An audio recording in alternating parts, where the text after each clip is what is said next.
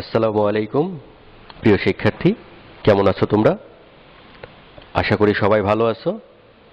তোমাদের এই ছুটির সময়ে তোমাদের জন্য অনলাইন ক্লাসের ব্যবস্থা করার জন্য অত্র প্রতিষ্ঠানের সভাপতি স্যার এবং অধ্যক্ষ স্যারকে ধন্যবাদ জ্ঞাপনের মাধ্যমে আমি আমার ক্লাস কার্যক্রম শুরু করছি। তাহলে প্রিয় শিক্ষার্থী, আমরা সরাসরি ক্লাস কার্যক্রমে চলে যাচ্ছি।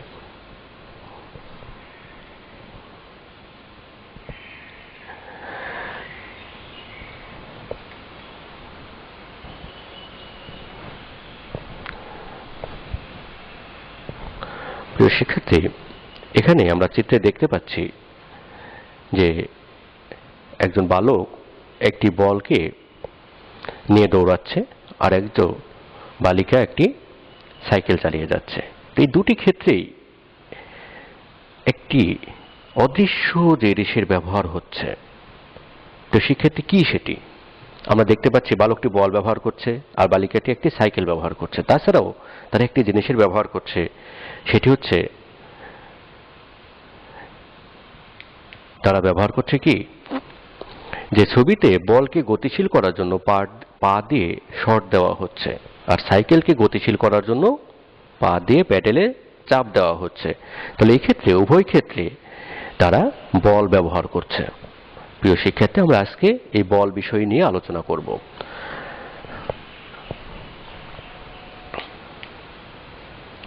আজকের পাঠে আমরা নিউটনের প্রথম সূত্র ব্যবহার করে বলের গুণগত ধারণা ব্যাখ্যা করতে পারব।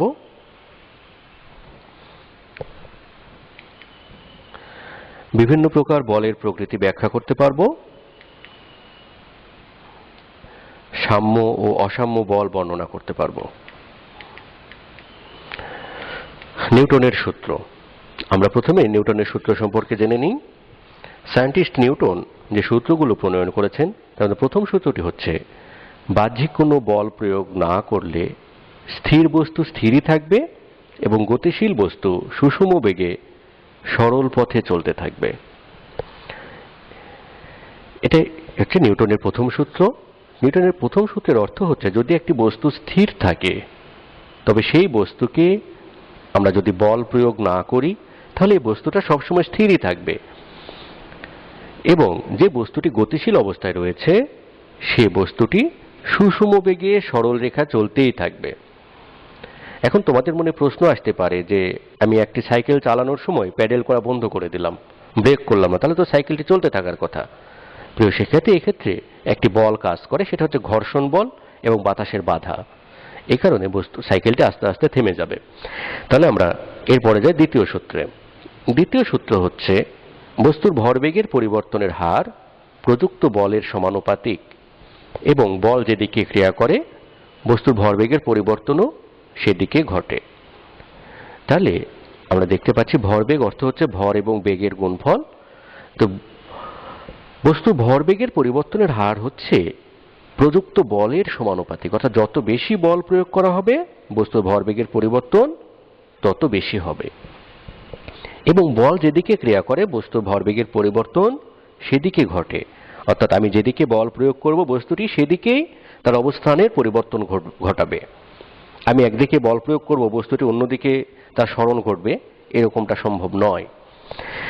তৃতীয় সূত্রটি আমরা সাধারণত ব্যবহার করে থাকি, জেনে না জেনে বিভিন্ন সময় ব্যবহার করে থাকি, যে প্রত্যেক ক্রিয়ারই একটি সমান ও বিপরীত প্রতিক্রিয়া আছে।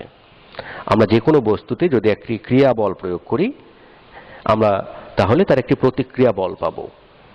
যে কোনো বস্তুতে আমরা যদি একটি দেয়ালে ধাক্কা দিই তাহলে দেয়াল আমাদেরকে সম পরিমাণ বল প্রয়োগ করে তার বিপরীতমুখী একটি প্রতিক্রিয়া বল সৃষ্টি করে।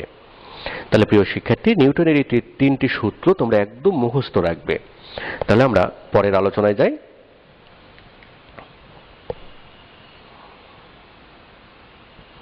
এখানে যে চাকাটি দেখছি এটি একটি স্থির চাকা এবং একজন ব্যক্তিকে দেখছি সে সাইকেল চালিয়ে যাচ্ছে।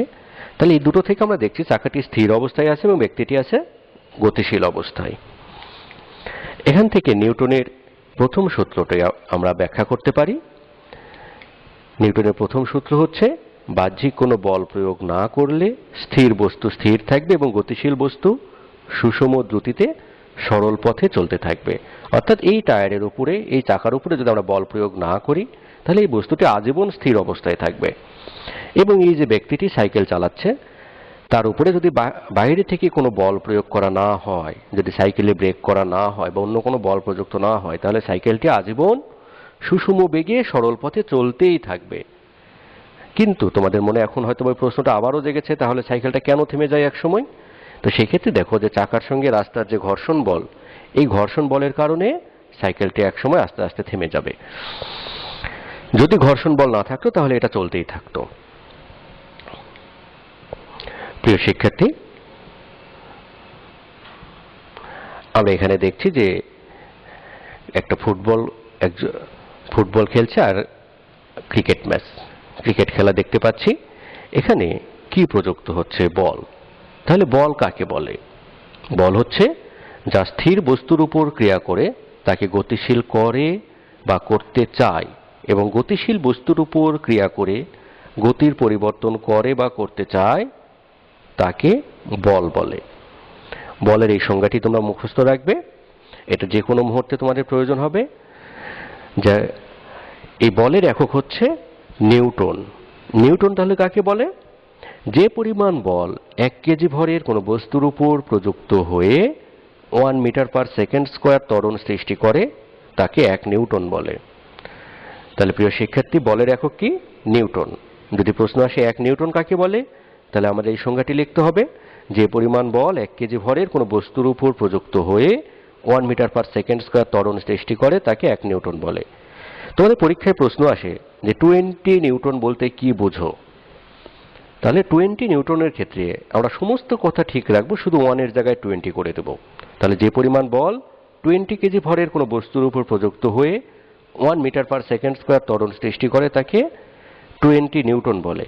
অথবা এখানে 1 ঠিক রাখবো, 1 মিটার পার সেকেন্ড স্কোয়ারের জায়গায় আমরা 20 মিটার পার সেকেন্ড স্কোয়ার করে দেবো। অর্থাৎ যে পরিমাণ বল 1 কেজি ভরের কোনো বস্তুর উপর প্রযুক্ত হয়ে 20 মিটার পার সেকেন্ড স্কোয়ার ত্বরণ সৃষ্টি করে তাকে 20 নিউটন বলে। তাহলে প্রিয় শিক্ষার্থী, আমার মনে হয় তোমরা বিষয়টি বুঝতে পেরেছ। এখানে আমরা দেখতে পাচ্ছি যে সূর্যকে কেন্দ্র করে কতগুলো গ্রহ ঘুরছে। এই ঘূর্ণনের ক্ষেত্রে একটি বল ক্রিয়া করছে। তোমরা জানো যে পৃথিবী এবং সূর্যের মধ্যে একটা আকর্ষণ বল ক্রিয়া করে, এবং এই আকর্ষণ বলের কারণেই তাদের মধ্যে ঘূর্ণনের তৈরি হয়েছে। এবং অন্যান্য যতগুলো গ্রহ উপগ্রহ ঘুরে তাদের সকলেরই একটা আকর্ষণ বল ক্রিয়া করে, এবং এই আকর্ষণ বলের কারণে তাদের মধ্যে ঘূর্ণনের তৈরি হয়। এই ধরনের বলকে আমরা বলবো অস্পর্শ বল বা মহাকর্ষ বল। প্রিয় শিক্ষার্থী, তোমরা দেখতে পাচ্ছ যে পৃথিবী এবং সূর্যের মধ্যে কিন্তু কোনো স্পর্শ করার মতো কোনো কিছু নেই। তাদের মধ্যে যে বলটা ক্রিয়া করছে এখানে কোনো কিছু দ্বারা স্পর্শ করা হয় না, এজন্য এদেরকে বলা হবে, এ ধরনের বলকে বলা হবে অস্পর্শ বল বা মহাকর্ষ বল। তাহলে সৌরজগতের গ্রহগুলোর মধ্যে সরাসরি কোনো সংযোগ নেই, অর্থাৎ একটি গ্রহ আরেকটি গ্রহকে স্পর্শ করে নেই। গ্রহগুলোর মধ্যে আকর্ষণ বল সমান ও বিপরীতমুখী, ফলে নির্দিষ্ট দূরত্ব থেকে সূর্যের চারিদিকে অবিরাম ঘুরছে। এই ধরনের বল হচ্ছে অস্পর্শ বল। এখানে আমরা কিছু চুম্বক দেখতে পাচ্ছি। চুম্বকের সাউথ পোল এবং নর্থ পোল পরস্পরকে আকর্ষণ করে আমরা জানি, আবার সাউথ পোল পরস্পরকে বিকর্ষণ করে। তাছাড়া একটি চুম্বক আরেকটি বস্তুকেও আকর্ষণ করে। এখানে যে আকর্ষণ বল বা বিকর্ষণ বল ক্রিয়া করছে, এই ধরনের বলগুলো হচ্ছে অস্পর্শ বল। দুইটি চুম্বকের মেরুর মধ্যে আকর্ষণ বা বিকর্ষণ বল, অথবা একটি চুম্বক ও একটি চুম্বক পদার্থের মধ্যে ক্রিয়াশীল আকর্ষণ বল হচ্ছে অস্পর্শ বল। এখানে দুটি চার্জিত বস্তু, দুটি বিপরীতধর্মী, একটি পজিটিভ চার্জ একটি নেগেটিভ চার্জ, পরস্পরকে কি করবে? আকর্ষণ করবে। এবং দুটোই যখন পজিটিভ চার্জিত বস্তু, এই দুটো বস্তু পরস্পরকে বিকর্ষণ করবে। এই ধরনের যে বল, এটাকে আমরা বলবো অস্পর্শ বল। পাশের চিত্রে আমরা দেখতে পাচ্ছি যে একটি আম গাছে ঝুলছে। এই আমটি একসময় হয়তোবা অভিকর্ষ বলের প্রভাবে নিচে পড়বে। তো এই ধরনের এটি যে বলের প্রভাবে পড়বে সেটা হচ্ছে অভিকর্ষ বল। এই বলটাকে আমরা বলবো অস্পর্শ বল। তাহলে আমরা এতক্ষণ যা দেখলাম সম্পূর্ণটাই অস্পর্শ বল। তাহলে স্পর্শ বল কোনগুলো? প্রিয় শিক্ষার্থী, এখানে দেখা যাচ্ছে একটি বস্তুকে সুতার সাহায্যে ধরে রাখা হয়েছে, টাঙিয়ে রাখা হয়েছে। এই ধরনের বলকে আমরা বলবো স্পর্শ বল। এখানে বস্তু ওজন নিচের দিকে ক্রিয়া করছে এবং এই সুতাটি বস্তুকে উপরের দিকে টেনে ধরে রেখেছে। তো যখন এই দুটো বস্তুর মধ্যে যে আকর্ষণ বল ক্রিয়া এবং প্রতিক্রিয়া বল ক্রিয়া করবে এবং তাদের যদি সংযোগ হয়, তাহলে এই ধরনের বলকে আমরা অবশ্যই বলবো স্পর্শ বল। এই স্পর্শ বলের ক্ষেত্রে আরো কিছু ঘটনা আছে। কোনো বস্তুর উপর একাধিক বল ক্রিয়া করলে যদি বলের লব্ধি শূন্য হয়, লব্ধিটা অর্থ হচ্ছে যোগফল, অর্থাৎ বস্তুর কোনো ত্বরণ না হয়, তখন আমরা বলি বস্তুটি সাম্যাবস্থায় আছে। যে বলগুলো এই সাম্যাবস্থার সৃষ্টি করে তাদেরকে সাম্য বল বলে। চিত্রে গোলককে একটি সুতার সাহায্যে ঝুলিয়ে দেওয়া আছে। এই গোলকটির উপর পৃথিবীর আকর্ষণ বল তথা বস্তুর ওজন খাড়া নিচের দিকে ক্রিয়া করছে, আবার সুতার টান খাড়া উপরের দিকে ক্রিয়া করছে। এখানে বল দুটির ক্রিয়া সমান ও বিপরীতমুখী হওয়ায় একে অপরের ক্রিয়াকে নিষ্ক্রিয় করে সাম্যাবস্থার সৃষ্টি করেছে। তাহলে এই ধরনের বলকে আমরা বলবো সাম্য বল। যদি সুতা কেটে দেওয়া হয় তাহলে কি হবে? সুতা কেটে দেওয়া হলে বস্তুর উপর কেবল অভিকর্ষ বল ক্রিয়া করবে, ফলে বস্তুটি অভিকর্ষ ত্বরণ সহকারে নিচের দিকে পড়তে থাকবে। এখানে অভিকর্ষ বল বা বস্তুর ওজন হচ্ছে অসাম্য বল।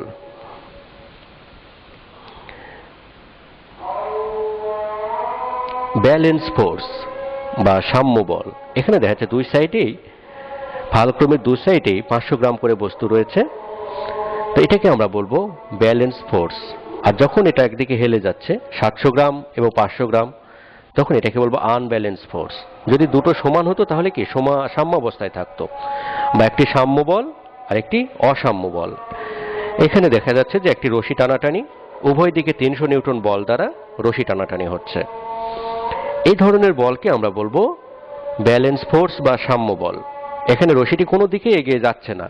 এই ধরনের রশি টানাটানি আমরা অনেক সময় দেখে থাকি, কিন্তু তার নিচের চিত্রে দেখা যাচ্ছে একদিকে 400 নিউটন বল, অপরদিকে 300 নিউটন বল, অর্থাৎ যেদিকে 400 নিউটন বল প্রয়োগ করা হয়েছে সেই দিকে রশিটা আস্তে আস্তে এগিয়ে আসতেছে। এই ধরনের বলকে আমরা বলবো আনব্যালেন্স ফোর্স বা অসাম্য বল। এখানে দুটি হাতি একটি বস্তুকে একদিকে 200 নিউটন বল, অপরদিকে 200 নিউটন বল প্রয়োগ করে টানছে, এটাকে আমরা বলবো সাম্য বল। কিন্তু এখানে যে আমরা গোলকটি দেখতে পাচ্ছি, এই গোলকটি দোদুল্যমান অবস্থায় আছে, তাই এটি দুলতেছে। কেন দুলতেছে? কারণ এটি একটি অসাম্য বল। শিক্ষার্থী, আমরা মনে হয় সাম্য বল এবং অসাম্য বল সম্পর্কে বুঝতে পেরেছি। এরপরে আমরা জানবো জড়তা কাকে বলে। জড়তা হচ্ছে পদার্থ যে অবস্থায় আছে চিরকাল সেই অবস্থায় থাকতে চাওয়ার যে প্রবণতা বা সেই অবস্থা বজায় রাখতে চাওয়ার যে ধর্ম, তাকে জড়তা বলে। যে কোনো একটি বস্তু যদি স্থির রাখা হয় তাহলে সেই বস্তুটা কি চাইবে? যে আজীবন সেটা স্থির থাকতে।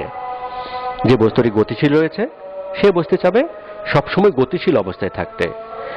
এই ধরনের ঘটনাকে আমরা বলি জড়তা। বস্তুর এই ধর্মকে আমরা বলি জড়তা। জড়তা দুই প্রকার, এক নম্বর হচ্ছে স্থিতি জড়তা এবং 2 নম্বর হচ্ছে গতি জড়তা। তাহলে প্রিয় শিক্ষার্থী, স্থিতি জড়তা কাকে বলে? স্থিতি জড়তা হচ্ছে কোনো স্থির বস্তুর চিরকাল স্থির থাকতে চাওয়ার যে প্রবণতা, তাকে বলা হয় স্থিতি জড়তা। এবং কোনো গতিশীল বস্তুর সুষম বেগে সরল রেখায় চলতে চাওয়ার যে প্রবণতা, তাকে বলা হয় গতি জড়তা। তাহলে প্রিয় শিক্ষার্থী, তোমরা মনে হয় বিষয়টি বুঝতে পেরেছ। ভরবেগ কাকে বলে?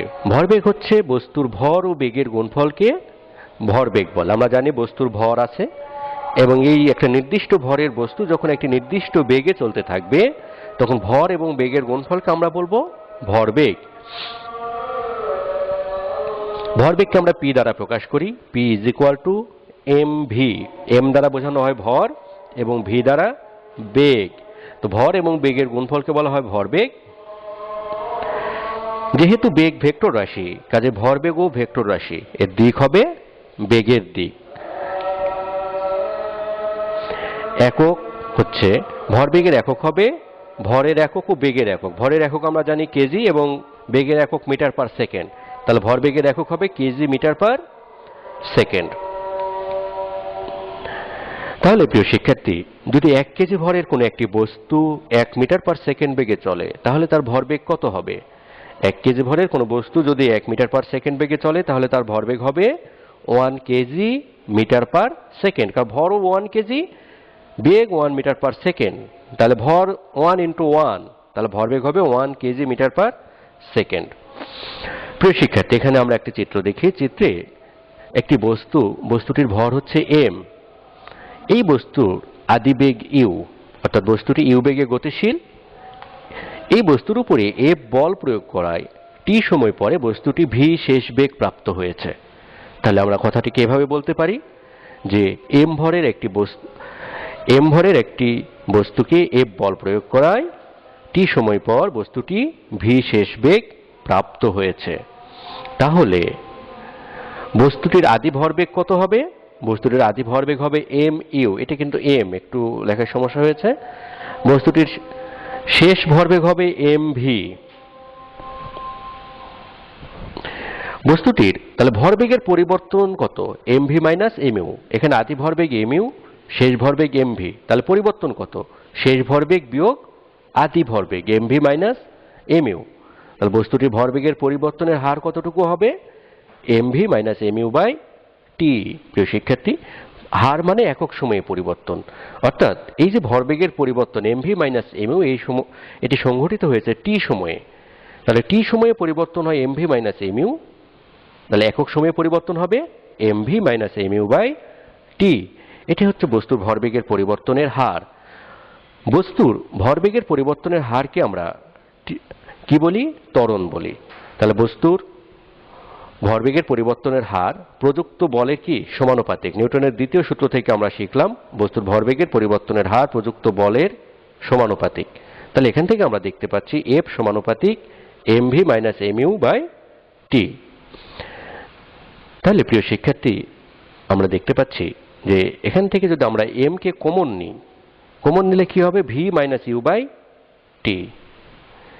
তো আমরা জানি A equal to V minus U by T, বা তাহলে K is equal to F is equal to K M A. এখানে কে একটি সমানুপাতিক ধ্রুবক। যদি এম ইকুয়াল টু 1 কেজি, এ equal to 1 metre per second square হয়, তবে এফ ইকুয়াল টু 1 নিউটন হবে। তাহলে সেক্ষেত্রে আমরা যদি মানগুলো বসিয়ে দিই, তাহলে এফ এর মান কত? 1 newton. F equal to K M A, এখান থেকে হিসাব করলে আমরা কে এর মান পাবো 1। এই মানটি বসিয়ে এফ ইকুয়াল টু পাবো এম এ, অর্থাৎ বল ইকুয়াল টু ভর ইন্টু ত্বরণ। প্রিয় শিক্ষার্থী, স্লাইডে একটু সমস্যা হয়েছে, লেখাটা বুঝতে সমস্যা হচ্ছে, তারপরেও তোমরা বুঝতে পারবে। তাহলে আমরা যে ফর্মুলা পেলাম F is equal to M A, আমরা এটা প্রয়োগ করে দেখি যে 20 কেজি ভরের একটি বস্তুর উপর কত বল প্রযুক্ত হলে ত্বরণ হবে 2 মিটার পার সেকেন্ড স্কোয়ার। প্রিয় শিক্ষার্থী, আমরা জানি F is equal to M A. তাহলে এখানে বস্তুর ভর কত দেওয়া আছে? 20 কেজি। ত্বরণ কত? 2 মিটার পার সেকেন্ড স্কোয়ার। তাহলে এফ ইকুয়াল টু কত হবে? F equal to M a, m equal to 20 kg, A equal to 2 metre per second square. তাহলে 2 into 20 equal to 40 kg metre per second square, বা 40 Newton. তাহলে আমাদের উত্তর কত হবে? 40 নিউটন। এভাবে আমরা সমস্যার সমাধান করতে পারবো। তোমরা স্পর্শ বল কি, অস্পর্শ বল কি, সাম্য বল কি, অসাম্য বল কি, এগুলো অবশ্যই মুখস্থ রাখবে। এবং বাড়ির কাজ হচ্ছে নিউটনের প্রথম সূত্র থেকে কিভাবে বলের গুণগত ধারণা পাওয়া যায় ব্যাখ্যা করো। তোমরা এটি বাসায় খুব সুন্দরভাবে তোমাদের মতো করে লিখবে। প্রিয় শিক্ষার্থী, আমরা আজকে যা এটুকু আলোচনা করলাম এটুকু তোমরা ভালোভাবে বাসায় অনুশীলন করবে এবং এখান থেকে যে গাণিতিক সমস্যাগুলো রয়েছে সমস্যাগুলোর সমাধান করবে। তাহলে প্রিয় শিক্ষার্থী, তোমরা বর্তমান পরিস্থিতিতে সচেতন থাকবে, নিয়মিত হাত পরিষ্কার রাখবে এবং সামাজিক দূরত্ব বজায় রেখে চলবে। ধন্যবাদ তোমাদেরকে।